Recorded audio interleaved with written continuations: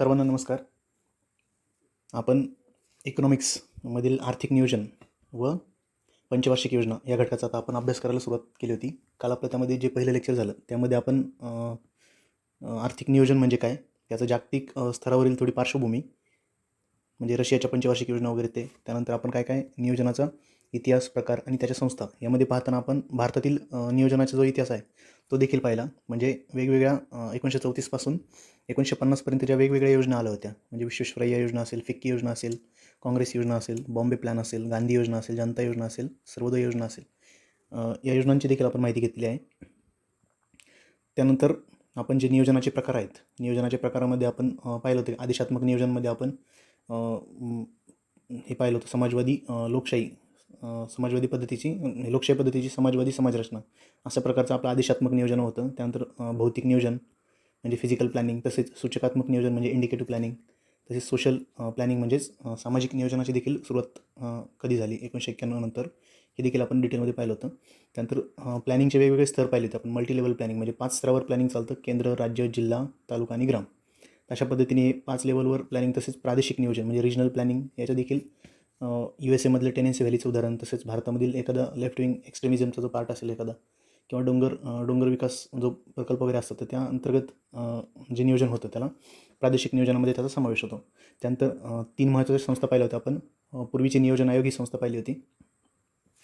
त्यानंतर NDC म्हणजे national development council म्हणजेच राष्ट्रीय विकास परिषद ही देखील पाहिली होती. आणि त्यानंतर आपण नीती आयोग म्हणजे नियोजन आयोगच बरखास्त करून जो नीती आयोग ही संस्था आलेली आहे त्याबद्दल देखील आपण डिटेलमध्ये इन्फॉर्मेशन पाहिली होती. त्यानंतर पंचवार्षिक योजनेचा आपण थोडी पार्श्वभूमी समजून घेतली होती की पंचवार्षिक योजना कधी सुरू झाली. ओके, मग एकूण किती पंचवार्षिक योजना झाल्या तर टोटल 12 पंचवार्षिक योजना भारतामध्ये राबवण्यात आलेल्या होत्या. त्या पंचवार्षिक योजनेमधील जे एक ठळक मुद्दे म्हणजे योजना सुटीचा काळ कधी होता, त्यानंतर 5th 5 प्लॅन जे होतं ते मधीच समाप्त करण्यात आलं होतं 1 वर्ष अगोदरच. त्यानंतर सरकती योजना राबवण्यात आली. त्यानंतर 1990 ते 1992पर्यंत 2 वार्षिक योजना देखील राबवण्यात आल्या. त्या गोष्टी आपण याची पार्श्वभूमी काल समजून घेतली होती. ओके, आणि जे 12 योजना आहेत त्यांचा कार्यकाळ आपण पाठ करण्याचा प्रयत्न करू असं आपण कालच्या लेक्चरमध्ये ठरवलं होतं. तर मोस्टली आपण म्हणजे ह्या योजनांचे जे वर्ष आहेत ते आपले पाठ झालेले असतील. त्याचा फायदा आपल्याला म्हणजे प्रत्येक योजना समजून घेताना तो जो कालावधी आहे म्हणजे त्या कालावधीमध्ये कोणकोणत्या घटना घडल्या किंवा त्या कालावधीत स्पेसिफिक म्हणजे राजकीय घटना असतील, म्हणजे काही आर्थिक घटना असतील तर त्या घटना आपल्याला लक्षात ठेवण्यासाठी सोप्या जातात. तो कार्यकाळ समजून घेण्यासाठी सोप्या जातो. म्हणजे जवळजवळ 1951 पासून तर 2017पर्यंतचा आपला पूर्ण अभ्यास या योजनांमधून बऱ्यापैकी कव्हर होऊन जातो. ठीक आहे, तर आता आपण डिटेलमध्ये प्रत्येक योजना पाहणार आहोत. सर्वप्रथम आता फर्स्ट 5 इयर प्लॅनपासून आपण सुरुवात करणार आहोत. Okay, first 5 year plan. पहिलं आपल्याला माहिती की पहिली योजना जी होती तिचा कार्यकाळ आपल्याला माहिती की 1 एप्रिल 1951 ते 31 मार्च 1956. 5 वर्षाची कार्यकाळ आपल्याला लक्षात ठेवायचा याच्यामध्ये. परंतु ह्या योजनेबद्दल एक स्पेसिफिकली वैशिष्ट्य मी सांगितलं होतं की ही योजना जी मांडण्यात आली होती पंडित नेहरूंनी ती 8 डिसेंबर 1951ला मांडली होती. परंतु तिचा कालावधी जो आहे तो मात्र आपण 1 एप्रिल 1951 पासूनच तो कन्सिडर करतो आणि नेहरूंनी योजना मांडली होती. आता या पहिल्या योजनेमध्ये जे अध्यक्ष आणि उपाध्यक्ष होते तर ते अध्यक्ष होते आपले पंतप्रधान म्हणजे जवाहरलाल नेहरू होते तेव्हाचे, आणि तेव्हाचे उपाध्यक्ष हे गुलझारीलाल नंदा होते. ओके, मी खूप शॉर्टमध्ये लिहिण्याचा प्रयत्न केलेला आहे परंतु मी डिटेलमध्ये आता समजून सांगणारच आहे. त्यानंतर जे प्रतिमान आपण वापरलं होतं ते आपल्याला काय करायचं आहे, जे प्रत्येक योजनेमध्ये आपल्याला एक प्रतिमान आपण वापरलेलं आहे म्हणजे आपली दिशा काय असेल. ओके, या पंचवार्षिक योजनेमध्ये योजना राबवताना आपलं गुंतवणुकीची दिशा काय असेल यासाठी प्रतिमान राबवण्यात आले. तर हेरॉड डॉमर यांचं जे प्रतिमान होतं, बिग पुश मॉडेल आपण काल पाहिलं, बिग पुश मॉडेलचं जे प्रतिमान होतं, ओके, तर ते प्रतिमान या पहिल्या योजनेमध्ये वापरण्यात आलं. कारण भारत नुकताच स्वतंत्र झाला होता आणि भारतामध्ये जे मोठमोठे भांडवली गुंतवणूक करून आपल्याला भारताला प्रगतीच्या मार्गावर आणायचं होतं. त्यामुळे बिग पुश मॉडेल एक मोठ्या धक्क्याची एक भारताला गरज होती, म्हणजे ते बिग पुश मॉडेल आहे. तर ते मॉडेल यूज करण्यात आलं. ते कुणाचं तर हेरॉड डॉमर प्रतिमान. हे सर्व PYQs आहेत, मी सांगतो ते सर्व PYQs मधलाच डेटा आहे. त्यामुळे प्रत्येक पॉईंट हा इम्पॉर्टंट आहे. आता बिग पुश मॉडेलमध्ये काय करण्यात आलं तर जी भांडवली गुंतवणूक आहे त्यावर जास्तीत जास्त भांडवली गुंतवणूक करण्यावर भर देण्यात आला होता. म्हणजे भांडवली गुंतवणूकमध्ये म्हणजे मोठी धरणं असतील, खत उद्योग असतील, रेल्वे उद्योग असतील, तर ह्या गोष्टींकडे जास्त भर देण्यात आला होता. या योजनेला नाव दिलं होतं आपलं पुनरुत्थान योजना. या योजनेचं एक नाव काय होतं, पुनरुत्थान योजना.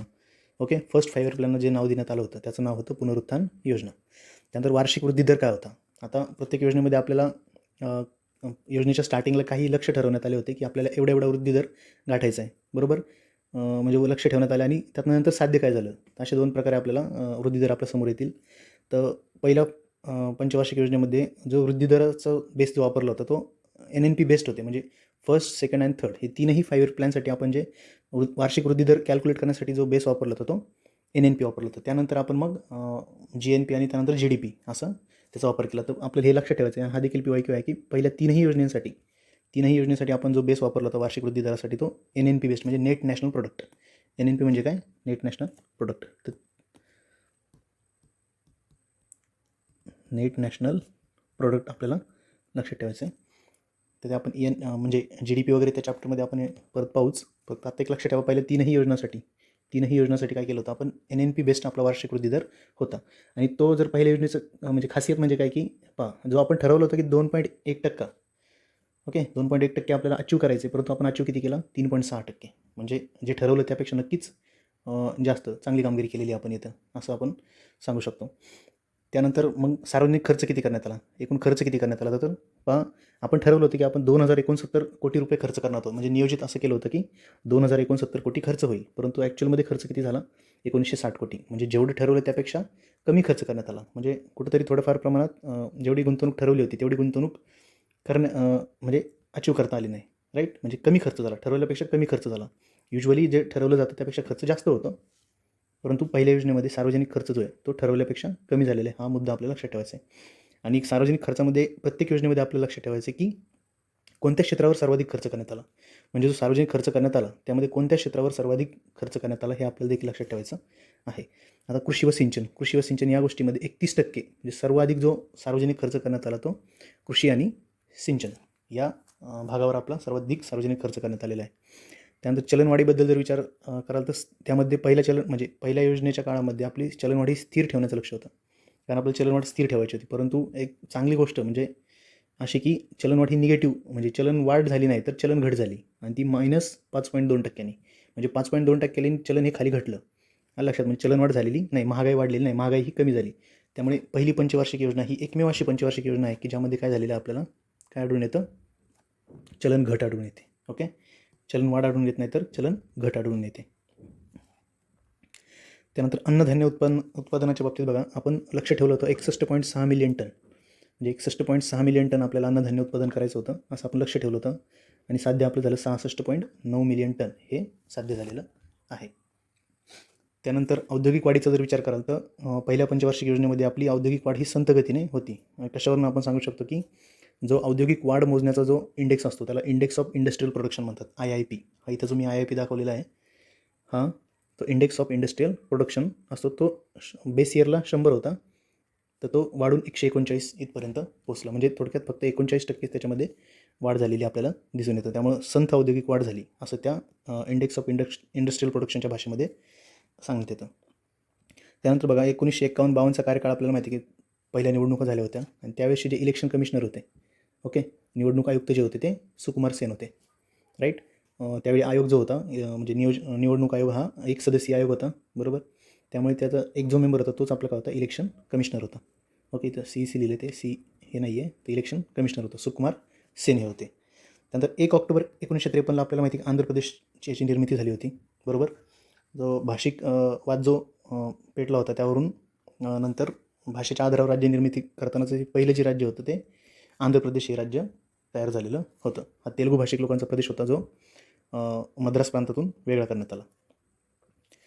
त्यानंतर आपल्याला माहिती आहे की त्या काळामध्ये लोकांमध्ये म्हणजे आपल्याला भरपूर स्वातंत्र्यानंतर भरपूर गरिबीचे प्रश्न वगैरे किंवा स्थलांतरितांचा प्रश्न वगैरे निर्माण झाला होता. तर त्या काळात एक गव्हाची आयात करण्यात आली होती USAकडनं. तर त्या गव्हाला म्हणतात PL480 गहू. म्हणजे हा एकदम निकृष्ट दर्जाचा गहू होता, परंतु काही पर्याय नसल्यामुळे आपल्याला किंवा अन्नधान्य आपलं कमी उत्पादन झाल्यामुळे किंवा आपण त्यात स्वयंपूर्ण नसल्यामुळे PL480 हा गहू USAकडनं आयात करण्यात आला होता. आणि या गव्हामधूनच गाजर गवताची जी बी असतं ते भारतभर पसरलं. त्याला आपण काँग्रेसचं गवत जे म्हणतो, त्यामुळे त्याला काँग्रेसचं नाव दिलं, कारण काँग्रेस पक्ष देखील हा असाच झपाट्याने पसरला होता, म्हणून त्या ज्या गाजर गवताचे बी होतं त्याला काँग्रेस असं नाव देण्यात आलं. त्यानंतर पुढे IDRA 1951 म्हणजे इंडस्ट्रियल डेव्हलपमेंट रेग्युलेशन ॲक्ट 1951 हा संमत करण्यात आला. आता हा ॲक्ट का संमत करण्यात आला, कारण आपण 1948 साली 6 एप्रिल 1948 साली आपली पहिली इंडस्ट्रियल पॉलिसी म्हणजे पहिलं आपलं औद्योगिक धोरण मांडलं होतं. त्या औद्योगिक धोरणाला एक कायदेशीर आधार देण्यासाठी, त्याला संरक्षण देण्यासाठी हा ॲक्ट पास करण्यात आला, म्हणजे इंडस्ट्रियल डेव्हलपमेंट रेग्युलेशन ॲक्ट. ज्याने काय केलं की जे पहिली इंडस्ट्रियल पॉलिसी होती आपली 1948ची, तिला 1951 साली काय केलं, संरक्षण प्राप्त किंवा कायदेशीर मान्यता तिला भेटलेली होती. दुसरी इंडस्ट्रियल पॉलिसी आपल्याला माहिती आहे, आपण 1956 साली मांडलेली होती. कालच आपण कालच्या लेक्चरमध्ये ते पाहिलेलं आहे. तर इथं 2 गोष्टी लक्षात ठेवा. पहिली पॉलिसी जी आहे ती 1948ला आणि दुसरी पॉलिसी 1956ला.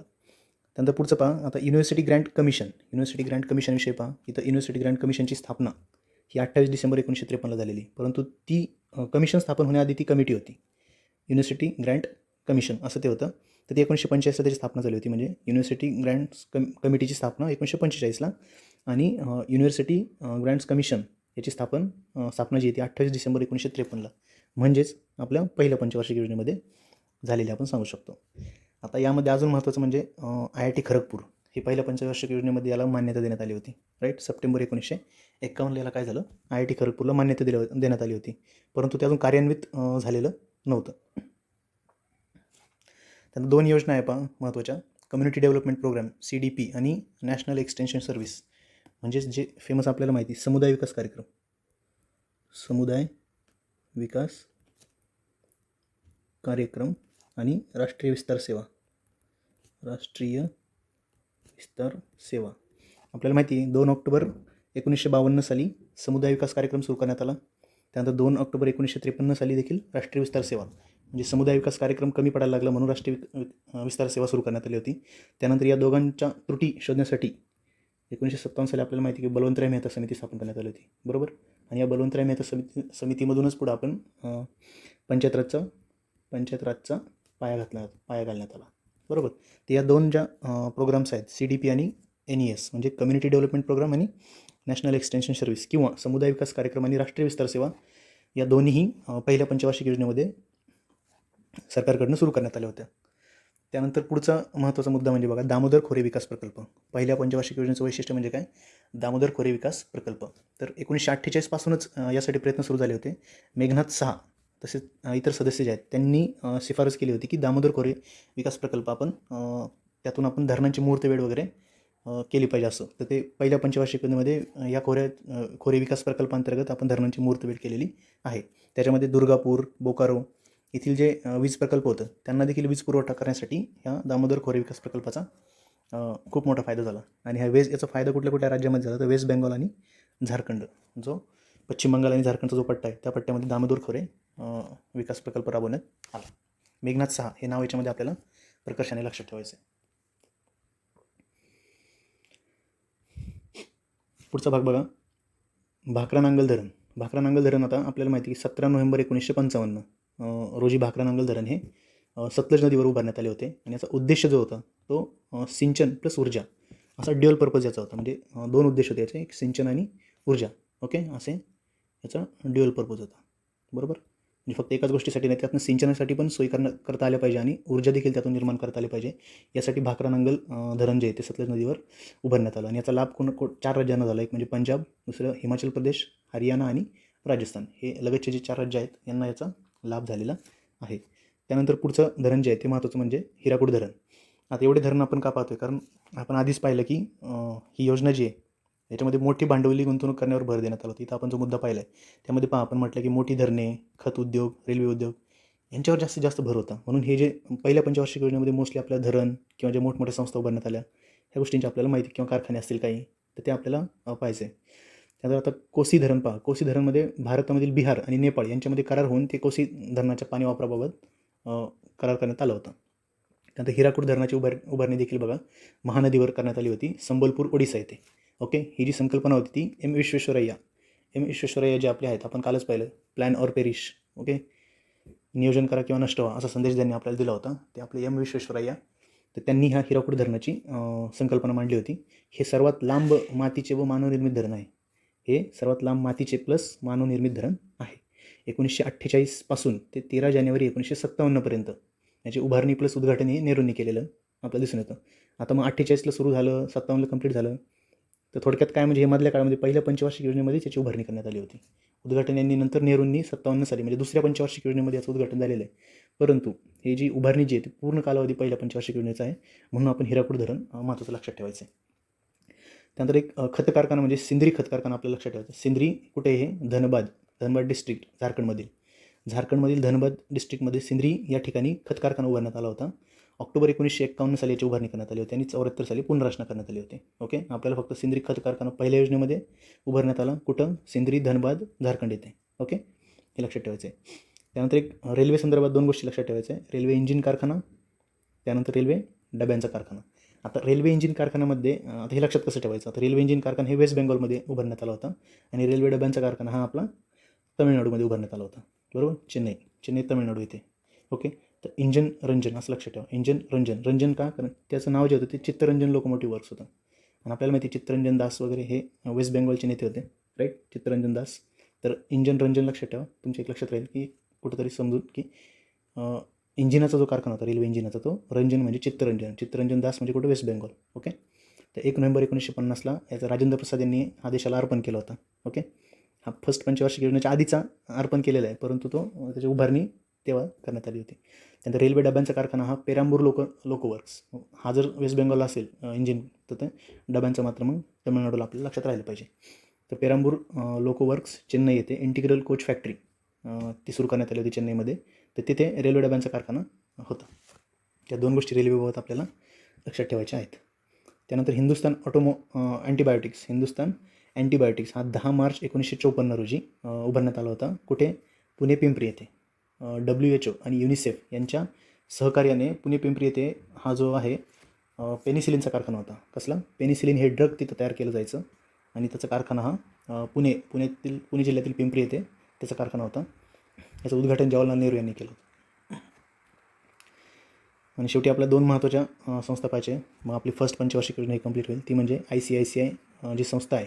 ओके, इंडस्ट्रियल क्रेडिटसाठी जे महामंडळ आहे, तर ते ICICI आपण जी बँक आत्ता म्हणतो तिथं पूर्वी महामंडळ होतं. तर त्या ICICIची स्थापना 5 जानेवारी 1955ला झालेली. ओके, आणि दुसरी म्हणजे आपल्या सर्वांची फेवरेट बँक म्हणजे SBI, state bank of India. ही SBIची निर्मिती म्हणण्यापेक्षा हिचं नामांतर झालं होतं. म्हणजे आधी 1921 साली इम्पेरियल बँक होती. कुठली बँक होती? इम्पेरियल बँक होती. तर पूर्वीच्या ज्या 3 प्रेसिडेन्सी बँक होत्या, बेंगॉल, बॉम्बे आणि मद्रास, या 3 बँक एकत्र करण्यात आल्या होत्या 1921 साली, जानेवारी 1921 साली. आणि त्यांचं नंतर 1 जुलै 1955ला त्याचं नामांतर काय करण्यात आलं? नंतर नॅशनलाइज करण्यात आलं. त्याला नॅशनलाइज करण्यात आलं आणि त्याचं नामांतर काय करण्यात आलं? SBI. त्याचं नाव काय ठेवण्यात आलं? SBI. म्हणजे नॅशनलाइज केलं आणि त्याचं नाव काय केलं? रिनेम केलं त्याला SBI म्हणून असं. तर 1 जुलै 1955 ही तारीख आपल्यासाठी महत्त्वाची आहे. पुढे बँकेचा अभ्यास करताना देखील SBIचा उल्लेख वारंवार येतो. त्यामुळे SBIची स्थापना आपली पाठच पाहिजे 1 जुलै 1955. ओके, आणि त्याच्या अगोदर म्हणजे 1955 साली त्या अगोदरच ICICIची स्थापना झाली होती. असं एक कुठेतरी लॉजिकली तुम्ही लक्षात ठेवू शकता. थोडक्यात जर आढावा घ्यायचा पहिल्या पंचवार्षिक योजनेचा, तर आपण असं सांगू शकतो, कालावधी आपल्या सर्वांचा पाठ पाहिजे, राईट? फर्स्ट पंचवार्षिक योजना कालावधी 1 एप्रिल 1951 ते 31 मार्च 1956 हा कालावधी आहे. 8 डिसेंबर 1951ला मांडली होती. ओके, पंडित नेहरूंनी. त्यानंतर जवाहरलाल नेहरू आणि गुलझारीलाल नंदा हे अध्यक्ष आणि उपाध्यक्ष होते. हेरॉड डॉमर यांचं प्रतिमान वापरलं. त्यानंतर मोठी भांडवली गुंतवणूक करण्यावर भर देण्यात आला. याचं नाव पुनरुत्थान योजना असं ठेवण्यात आलं होतं. वार्षिक वृद्धी दर NNP बेस्ड होता, नेट नॅशनल प्रोडक्ट. ओके, ह्याच्या आधारावर पहिली, दुसरी आणि तिसऱ्या पंचवार्षिक योजनेसाठी सेम होतं आणि जो ठरवला त्यापेक्षा जास्त वार्षिक वृद्धी दर आपण पहिल्या योजनेमध्ये गाठला होता. म्हणजे बऱ्यापैकी पॉझिटिव्ह गोष्टी घडल्या होत्या. सार्वजनिक खर्च देखील जो ठरवला त्यापेक्षा कमी करण्यात आला होता आणि सर्वाधिक खर्च कृषी व सिंचन. आता योजनाच आपल्याला माहिती पुनरुत्थानाची होती, तर कृषीकडे जास्तीत जास्त भर देणं गरजेचं होतं, कृषी व सिंचन. त्यामुळे ही कृषीची योजना मोस्टली आपण सांगू शकतो. त्यानंतर चलनवाढ जी आहे ती स्थिर ठेवायचं लक्ष होतं, परंतु चलन घट अचीव करण्यात आली, म्हणजे काहीतरी अजून चांगलं करण्यात आलं. आणि ही एकमेव योजना अशी आहे की ज्याच्यामध्ये फक्त चलन घट झाली, बाकी सर्व योजनांमध्ये चलनवाढ झालेलं आपल्याला आढळून येतं. अन्नधान्य उत्पादन देखील जेवढं लक्ष ठेवलं होतं 61.6 मिलियन टन, त्यापेक्षा जास्त अचीव झालं, 66.9 मिलियन टन अचीव झालं. त्यानंतर औद्योगिक वाढ पाहाल तर ती संत औद्योगिक वाढ आपण सांगू शकतो. त्यानंतर पहिल्या निवडणुका झाल्या, सुकुमार सेन हे पहिले इलेक्शन कमिशनर होते. त्यानंतर आंध्र प्रदेशची निर्मिती झाली. त्यानंतर आपण जो गहू आयात केला होता USA कडून, त्याचं नाव PL 480 असं त्या गव्हाचं नाव होतं.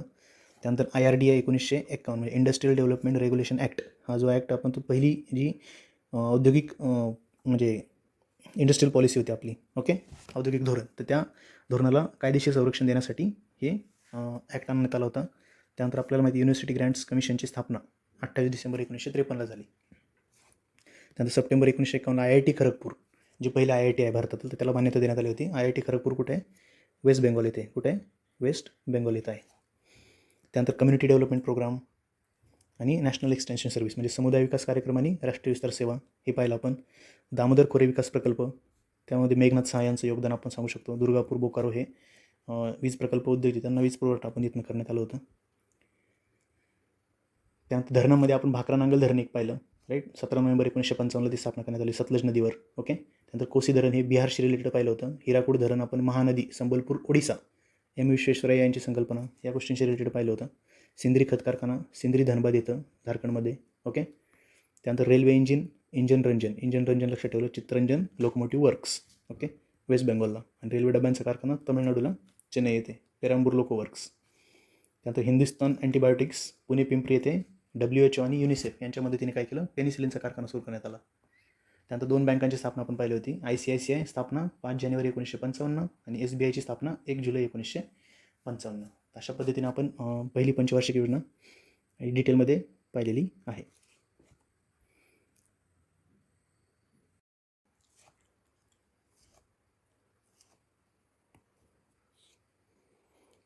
आता आपण आपली दुसरी पंचवार्षिक योजना पाहणार आहोत, सेकंड 5 इयर प्लॅन. आता सेकंड 5 इयर प्लॅन हा थोडा, पहिली योजना आपण कृषीवर भर देणारी योजना आपण पाहिली होती. पुनरुत्थान योजना असं त्याला नाव देण्यात आलं होतं. आता दुसरी जी योजना होती तिचा कार्यकाळ तर आपल्याला माहिती आहे, आपण पाठ केलेला कार्यकाळ. परत 1 एप्रिल 1956 ते 31 मार्च 1961, 5-5 वर्षांनी ते वाढवायचं. त्यानंतर आपण काय, तीव्र औद्योगिकरणावर भर ह्या योजनेमध्ये देण्यात आला होता. पहिली पंचवार्षिक योजना जशी कृषीसाठी होती, दुसरी पंचवार्षिक योजना ही उद्योग क्षेत्रासाठी होती. तर तीव्र औद्योगिकरण आपण अचीव केलं पाहिजे, जेणेकरून आपल्या इथे जास्तीत जास्त आर्थिक प्रगती होईल, असं एक मॉडेल होतं. ठीक आहे. ते मॉडेल कोणी मांडलं? महालनोबिस प्रतिमान, म्हणजे PC महालनोबिस हे जे होते त्यांनी हे प्रतिमान मांडलं होतं. पहिल्या पंचवार्षिक योजनेमध्ये आपण कुणाचं मॉडेल वापरलं होतं? हेरॉड डॉमरचं.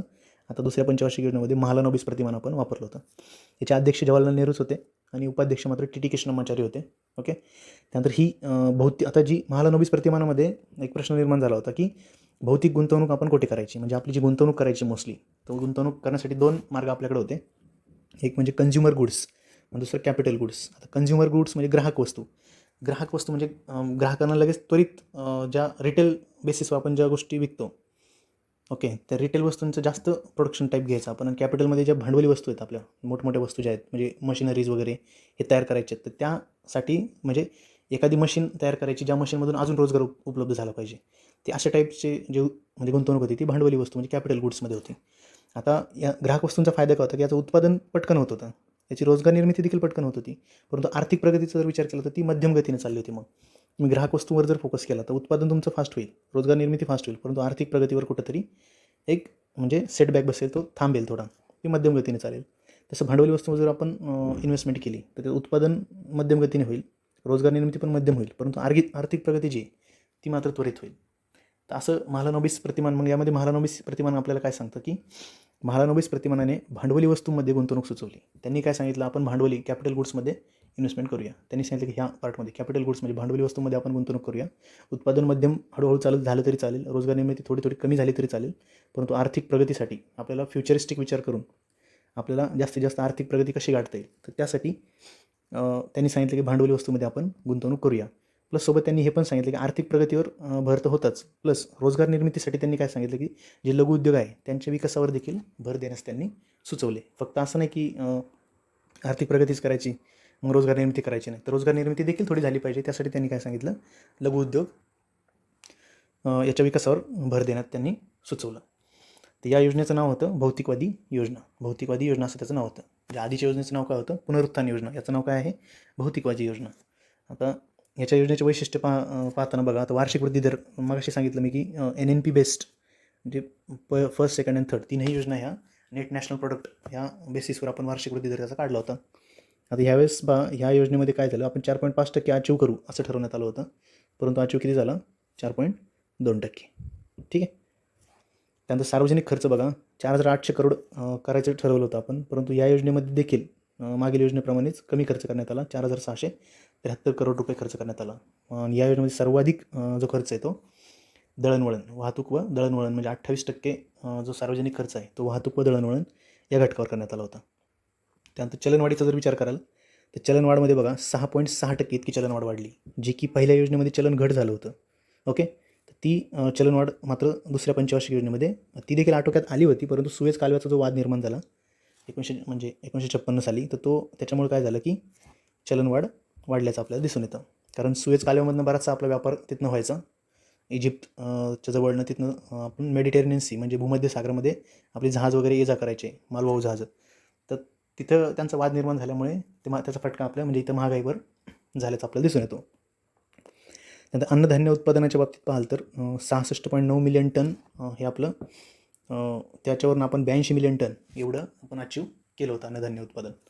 त्यानंतर औद्योगिक वाढचा जर विचार कराल तर तो 139वर जो होता आपला index of industrial production IIP जो होता, IIP आधीच्या योजनेमध्ये किती होता 139पर्यंत आला होता, तो आता कितीने वाढला पहा, तो आता वाढला चक्क 194 झालेला आहे. म्हणजे थोडी औद्योगिक वाढ इथं झाल्याचं आपल्याला दिसून येतं. त्यानंतर सुएझ कालव्याचा प्रश्न आपण आत्ताच पाहिला की 1956 साली इजिप्त आणि ब्रिटन यांच्यामध्ये सिनाई वॉर पेटलं. सिनाई वॉरमुळे आपल्या इकडं त्याचा फटका आपल्या महागाईवर झाला, चलनवाढीवर झाला. त्यानंतर आपल्याला माहिती 1 मे 1960 रोजी काय झालं, आपलं महाराष्ट्र राज्य तयार झालेलं आहे आणि ते दुसऱ्या म्हणजे सेकंड पंचवार्षिक योजनेमध्ये ते तयार झालं. तो पॉईंट फक्त सांगितला. सेकंड इंडस्ट्रियल पॉलिसी आताच मगाशी मी सांगितलं तुम्हाला 30 एप्रिल 1956 रोजी ही आपण दुसरी औद्योगिक धोरण मांडलं होतं, दुसरं औद्योगिक धोरण. यातून आपण काय सांगितलं होतं की आपण आदेशात्मक अर्थव्यवस्थेकडे वाटचाल करणार आहोत. ओके, आणि त्या आदेशात्मक अर्थव्यवस्था कशी असेल आपली, समाजवादी समाजरचना, ओके, समाजवादी समाजरचना. आणि दुसरं काय की परंतु ती डेमोक्रॅटिक प्रकारची समाजवादी तर असेलच आदेशात्मक वाटचाल, फक्त ती कशी असेल, डेमोक्रॅटिक लोकशाही पद्धतीची असेल, डेमोक्रॅटिक सोशलिझम, राईट. हे आपण पहिल्या लेक्चरमध्ये ह्या गोष्टी पाहिलेल्या आहेत.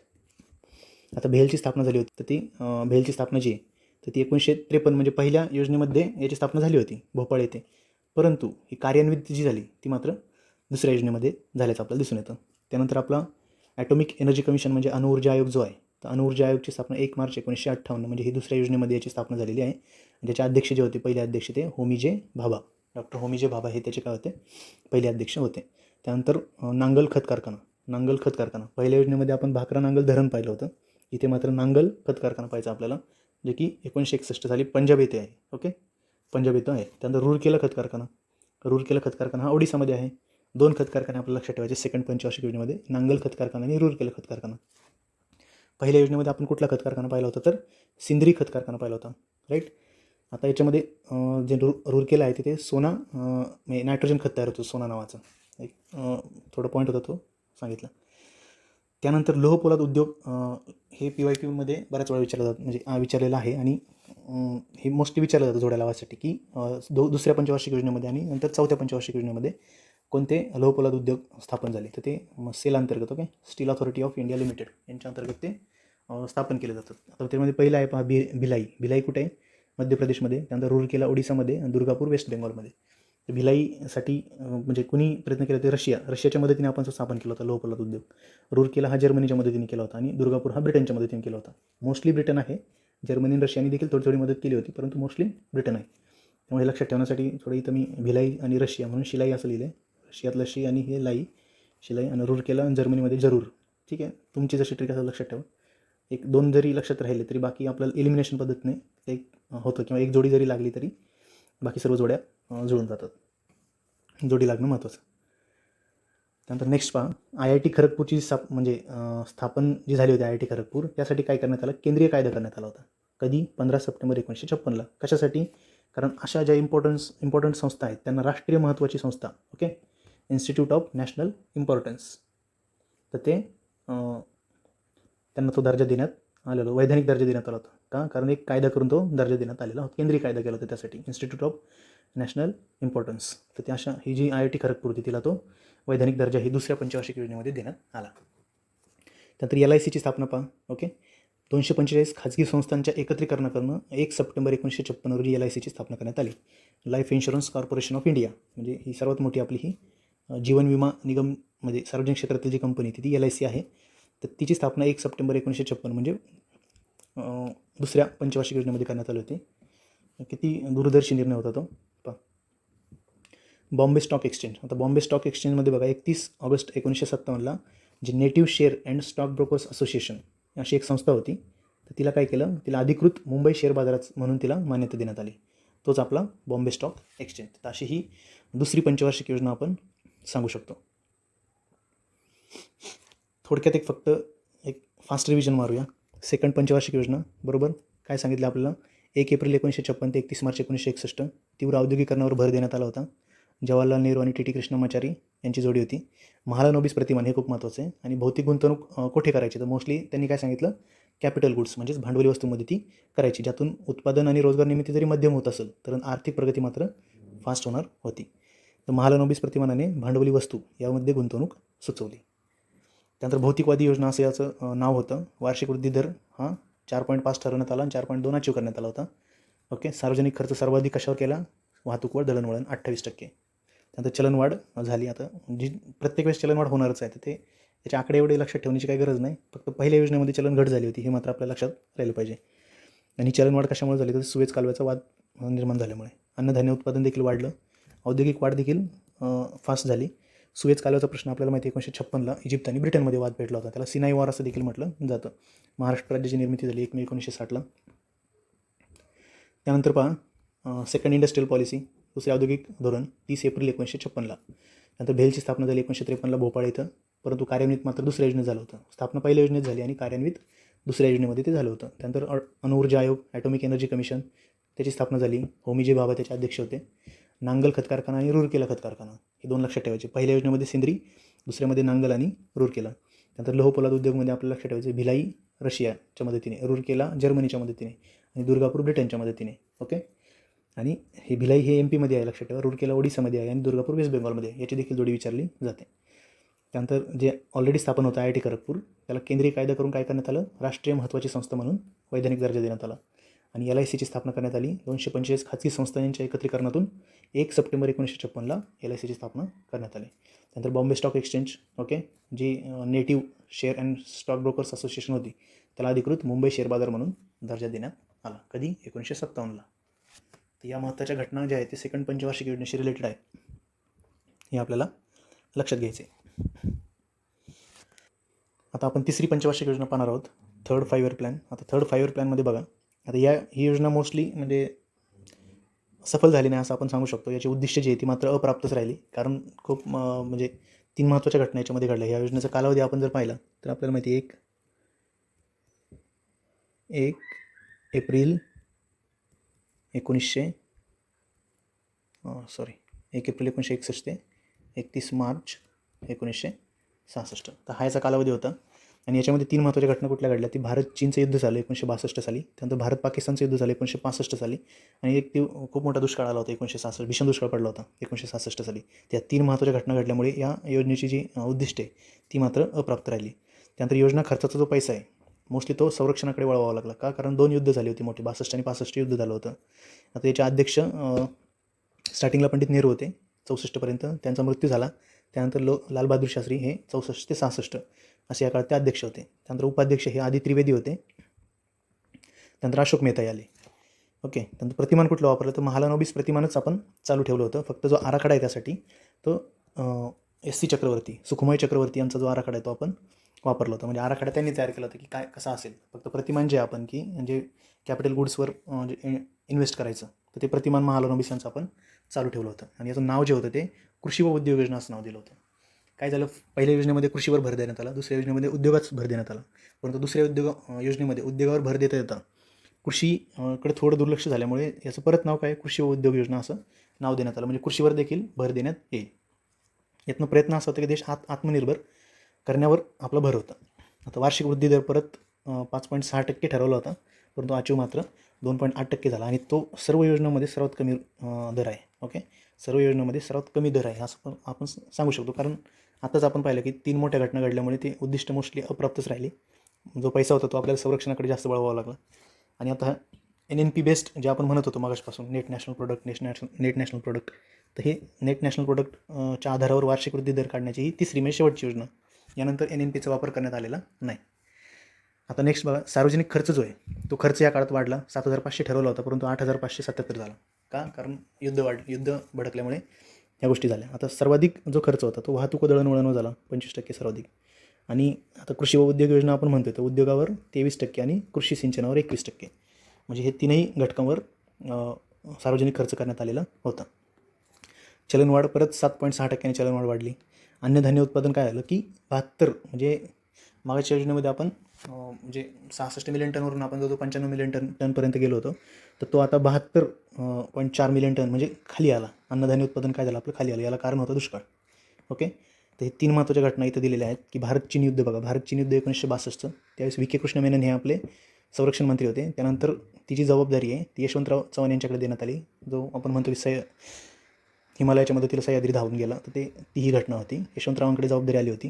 त्यानंतर गोवा मुक्ती संग्राम हा जो आहे तो टी.बी. कुन्हा आणि राम मनोहर लोहिया यांच्या संमतीने तो गोवा मुक्ती संग्राम झाला. आणि 12वी म्हणजे कॉन्स्टिट्युशनल अमेंडमेंट ॲक्ट जो आहे आपला घटनादुरुस्ती यानुसार 1962 साली तिला युटी म्हणून दर्जा भेटला. गोव्याला आधी गोव्याला युटी म्हणून दर्जा होता, तो नंतर पुढे जाऊन गोवा हे आपलं 25वं राज्य बनलेलं होतं 1987 साली आय थिंक.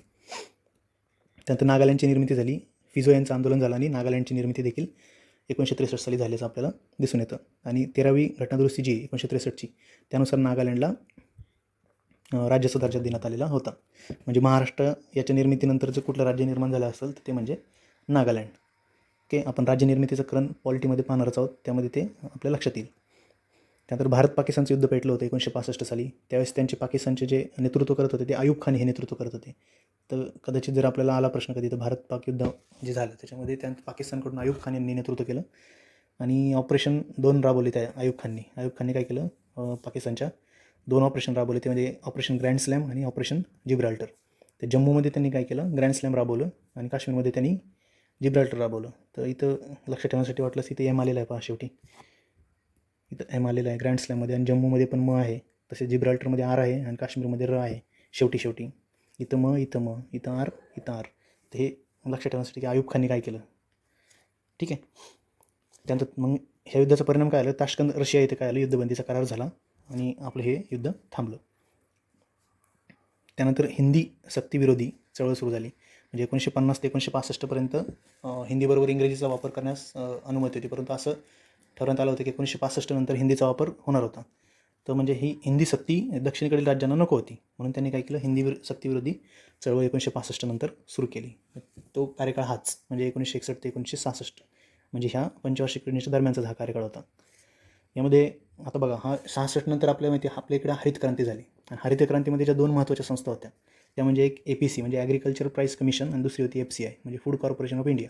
ह्या 2 संस्थांनी मिळून काय केलं, हरित क्रांतीची पायाभरणी केलेली.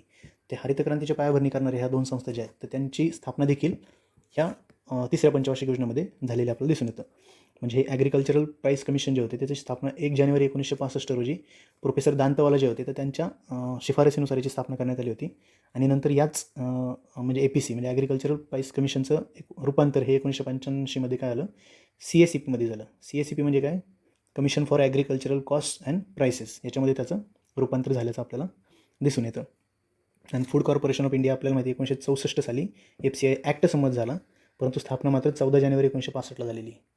म्हणजे APCची स्थापना, ॲग्रिकल्चरल प्राईस कमिशनची स्थापना 1 जानेवारीला आणि FCIची स्थापना 14 जानेवारीला. म्हणजे ॲक्ट जरी आधी संमत झालेला असला तरी स्थापना मात्र त्याची नंतर झाल्याचं आपल्याला दिसून येतं. आणि तंजावर तमिळनाडू येथे FCIचं फर्स्ट डिस्ट्रिक्ट हेडक्वार्टर म्हणजे पहिलं जिल्हा कार्यालय हे निर्माण झालं होतं. तर म्हणजे हे एक गोष्ट आपल्याला लक्षात ठेवायची FCIच्या बाबत. त्यानंतर 2 महत्त्वाच्या संस्था म्हणजे IDBI, ओके, म्हणजे industrial development bank of India, म्हणजे ज्या इंडस्ट्रीज आहेत तर त्यांच्यासाठी कर्ज देणारी एखादी डेव्हलपमेंट फायनान्शियल इन्स्टिट्यूशन असावी. तर त्यासाठी ही IDBI संस्था निर्माण करण्यात आली होती 1 जुलै 1964 साली. ती फर्स्ट DFI होती आपली इथं, डेव्हलपमेंट फायनान्शियल इन्स्टिट्यूशन. ती पहिली DFI एक लक्षात ठेवा. त्यानंतर UTI म्हणजे युनिट ट्रस्ट ऑफ इंडिया, म्हणजे म्युच्युअल फंडमध्ये आपण पैसे वगैरे गुंतवतो तर तो म्युच्युअल फंड म्हणजे गव्हर्नमेंटचा तो UTI 1 जुलै 1964 याची स्थापना करण्यात आली होती, युनिट ट्रस्ट ऑफ इंडिया. अशा पद्धतीने 3री जी पंचवार्षिक योजना होती, थोडक्यात परत एकदा आपण रिकॉल करूया की 3rd 5 इयर प्लॅनमध्ये काय झालं की उद्दिष्ट अप्राप्त राहिली, कारण 3 महत्त्वाच्या घटना घडल्या, भारत चीन युद्ध, भारत पाकिस्तान युद्ध आणि दुष्काळ. त्यामुळे पूर्ण पैसा आपल्याला बऱ्यापैकी पैसा संरक्षणाकडे वळवावा लागला. अध्यक्ष 2 राहिले याच्यामध्ये, पंडित नेहरू 64पर्यंत आणि लालबहादूर शास्त्री 64 ते 66पर्यंत. त्यानंतर महालनोबिस प्रतिमान आपण कंटिन्यू केलं, फक्त आराखडा हा सुकुमाई चक्रवर्ती यांचा वापरला. त्याचं नाव कृषी व उद्योग योजना असं त्याचं नाव ठरवण्यात आलं. देश आत्मनिर्भर बनवण्याकडे भर देण्यात आला. ओके. वार्षिक वृद्धी दर खूप सगळ्यात कमी अचीव झाला, म्हणजे सर्व योजनांमध्ये सर्वात कमी दर जो आहे तो तिसऱ्या पंचवार्षिक योजनेचा असं आपण सांगू शकतो. सार्वजनिक खर्च सर्वाधिक, वाहतूक दळणवळण 25%, उद्योगावर 23% आणि कृषी सिंचनावर 21%. जरी आपण म्हणतो की पैसा संरक्षणाकडे वळवला, तर आपल्याला इथं कन्फ्यूज करण्यासाठी किंवा फसवण्यासाठी कदाचित इथं संरक्षण देतील, राईट. परंतु ते आपण फसायचं नाही, आपण कारण अभ्यास केलेला आहे. ओके. वाहतूक दळणवळण 25%, उद्योगावर 23% आणि कृषी सिंचनावर 21%. याचं लॉजिक पण मी सांगितलं की उद्योग आहे, कृषी आणि उद्योग नाव दिले, त्यामुळे उद्योगांसोबत कृषीवर देखील आपल्याला तो खर्च वाढवावा लागेल, म्हणून ते देखील आपल्याला थोडं लक्ष ठेवायचा प्रयत्न करायचा आहे. त्यानंतर चलनवाढ वाढली, डेफिनेटली अन्नधान्य उत्पादन कमी झालं, म्हणूनच तर आपल्याला पुढे जाऊन हरितक्रांती घडवून आणावी लागली. बाकी 3 भारत चीन युद्ध माहिती 62ला, गोवा मुक्ती संग्राम झाला 62 सालीच, नागालँडची निर्मिती झाली 1963ला, भारत पाक युद्ध झालं 1965ला, ग्रँड स्लॅम जम्मूमध्ये, जिब्राल्टर काश्मीरमध्ये. त्यानंतर हिंदी सक्तीविरोधी चळवळ झाली 65मध्ये, राईट. पुढं हरितक्रांतीच्या ज्या पायाभरणी केली त्या संस्था म्हणजे APC आणि FCI, ह्या देखील ॲग्रिकल्चरल प्राईस कमिशन आणि फूड कॉर्पोरेशन ऑफ इंडिया यांची स्थापना देखील तिसऱ्या पंचवार्षिक योजनेमध्ये झाली. आणि सरतेशेवटी IDBI ही फर्स्ट डेव्हलपमेंट फायनान्शियल इन्स्टिट्यूशन जी आहे ती, आणि UTI unit trust of India यांची स्थापना ही तिसऱ्या पंचवार्षिक योजनेमध्ये झालेली आपल्याला दिसून येतं. यानंतर आपण आजच्या लेक्चरचा शेवटचा भाग म्हणजे योजना सुटीचा काळ. ओके. योजना सुटीचा काळ बघा काय आता 1 एप्रिल 1966 ते 31 मार्च 1969 आपण म्हणजे योजनेला सुट्टी दिली होती. का? कारण तिसऱ्या पंचवार्षिक योजनेनंतर आपली भारताची परिस्थिती खूप बिकट झाली होती, कारण भरपूर पैसा संरक्षणासाठी वापरला गेला होता. भारतात महागाई देखील वाढली होती, राईट. अन्नधान्याचं उत्पादन कमी झालं होतं, त्यामुळं परत प्लॅन करून वेगवेगळ्या क्षेत्रामध्ये पैसा गुंतवणं थोडं देशाला कठीण जाणार होतं. कारण त्यामुळं काय करण्यात आलं की असं ठरवण्यात आलं की सध्या योजनेला सुट्टी देऊया आपण. 3 वर्ष योजनेला सुट्टी द्यायचं आणि आत्मनिर्भर बनायचं, आणि मग परत योजना राबवायला सुरुवात करायची. तर म्हणून 3 वर्ष हे योजना सुट्टीचा काळ मानला जातो. 1 एप्रिल 1966 ते 31 मार्च 1969 हा योजना सुट्टीचा काळ मानला गेला. अध्यक्ष यावेळेस इंदिरा गांधी, बरोबर. का? कारण भारत पाक युद्धानंतर जेव्हा ताश्कंदला आपले लालबहादूर शास्त्री गेले, तर तेथेच त्यांचा गूढ पद्धतीने त्यांचा मृत्यू झाला. त्यानंतर मग आपले जे अध्यक्ष आहेत पंतप्रधान हे इंदिरा गांधी बनल्या, आणि त्याच मग ह्या योजना सुट्टी काळामध्ये अध्यक्ष राहिल्या. उपाध्यक्ष अशोक मेहता आणि DR गाडगीळ. DR गाडगीळ म्हणजे कोण? धनंजयराव गाडगीळ. आता जे आपले माधव गाडगीळ सध्या त्यांचं निधन झालं, तर ते माधव गाडगीळांचे हे वडील होते, DR गाडगीळ, बरोबर. आता हे जे नाव आहे याला स्वावलंबन योजना नाव दिलं. का? कारण आपल्याला स्वावलंबी बनायचं होतं. खूप आपलं नुकसान झालं होतं, पैशाने देखील आपण म्हणजे पैसा देखील कमी राहिला होता, आणि आपल्याला कुठेतरी योजना राबवणं कठीण जाणार होतं. म्हणून आता सध्या स्वावलंबी बनायचं आणि मग योजना राबवायच्या, म्हणून याचं नाव देखील काय ठरवण्यात आलं? स्वावलंबन योजना. राष्ट्रीय उत्पन्न वाढ ही 5% ठरवली होती, परंतु साध्य मात्र 3.9% झाली. अन्नधान्य उत्पादन परत वाढलं, ते 94 मिलियन टनपर्यंत पोहोचलं. आणि याच काळात काय आलं? पहिली हरितक्रांती घडून आणली आपण, राईट. पहिली हरितक्रांती घडून आणली, याच्यामुळे काय आलं? अन्नधान्य उत्पन्न आपलं 94 मिलियन टनपर्यंत वाढलं. 6 जून 1966 रोजी काय केलं? रुपयाचं आपण अवमूल्यन केलं. कितीने? 36.5%. 36.5% काय केलं आपण? रुपयाचं अवमूल्यन केलं. याच्यामुळे काय झालं? आपला BOT सुधारला. BOT म्हणजे काय? बॅलन्स ऑफ ट्रेड, म्हणजे वस्तू व्यापार जे आहे आपलं, राईट. व्यापारी खातं जे असतं वस्तू व्यापार, तो वस्तू व्यापार काय आला याच्यामध्ये आपण पॉझिटिव्ह, ओके, व्यापार शेष म्हणजे पॉझिटिव्ह झाला आपला व्यापार तो, त्यामुळे BOT सुधारला आपला. त्यानंतर अर्थव्यवस्था जी आहे ती स्थिर, ओके, स्थिर ही अचीव केलं आपण की 4th 5 year प्लॅनला योग्य पार्श्वभूमी तयार केली, त्यांना अर्थव्यवस्था स्थिर ठेवायची होती आपण त्यासाठी. त्यानंतर पंजाब आणि हरियाणाची निर्मिती झाली 1966 साली, ओके. त्यानंतर हरितक्रांतीमध्ये बघा, हरितक्रांतीमधला मुद्दा पहा. हरितक्रांतीमध्ये काय सांगता येईल आपल्याला की नॉर्मन बोरलॉग हे हरितक्रांतीचे जनक मानतो आपण. त्यांनी नोरिन ह्या गावाच्या जातीचा संकर मेक्सिकन गावाबरोबर घडून आणला होता. अशा पद्धतीने त्यांनी शोधून काढलं की आपल्याला जास्तीत जास्त उत्पादन कसं मिळवता येईल गव्हाच्या ह्या संकरित जातीपासून. त्यानंतर पुसा येथे त्यांनी नोरिन जातीचे बी पेरले होते आणि नवीन हरितक्रांतीला सुरुवात केली होती. 1965 साली जे आपले कृषी मंत्री होते ते C. सुब्रमण्यम होते, हे लक्षात ठेवायचं आपल्याला. म्हणजे हरितक्रांती ज्या काळात झाली हे कृषीशी निगडित आहे, म्हणून त्या काळचे कृषी मंत्री कोण होते? तर C. सुब्रमण्यम हे आपले कृषी मंत्री होते. त्यानंतर LR-64A आणि सोनारा 64 का? कारण 64 सालाच्या आसपास ते तयार करण्यात आली असेल म्हणून त्याचं नाव 64.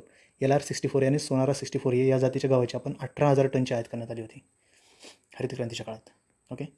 त्यानंतर आपण हाय यील्डिंग व्हरायटीज प्रोग्राम, ओके, हरितक्रांतीसाठीचा जो प्रोग्राम राबवला त्याला हाय यील्डिंग व्हरायटीज प्रोग्राम असं म्हणतात. 1966-67 मध्ये तो राबवला आपण. तांदूळ, गहू, ज्वारी, बाजरी, मका यांची लागवड करण्याचे लक्ष ठेवण्यात आलं या प्रोग्राम अंतर्गत.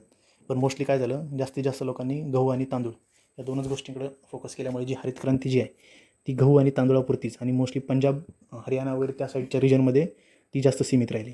ओके, तशा पद्धतीने आपलं जे योजना सुटीचा काळ देखील आपण आत्ता डिटेलमध्ये पाहिलेला आहे. ओके, योजना सुटीच्या काळामध्ये आपल्याला माहिती आहे अध्यक्ष इंदिरा गांधी, उपाध्यक्ष अशोक मेहता आणि धनंजयराव गाडगीळ. नाव स्वावलंबन योजना. ओके, पहिली हरित क्रांती घडून आली. रुपयाचं अवमूल्यन केलं 36.5%. राईट. त्यानं पंजाब हरियाणाची निर्मिती झाली आणि हरित क्रांती होऊन आपलं जी 4थी पंचवार्षिक योजना आहे यासाठी आपण काय केलं, योग्य पार्श्वभूमी तयार करण्यात आली होती. थँक्यू. भेटूया पुढच्या लेक्चरमध्ये.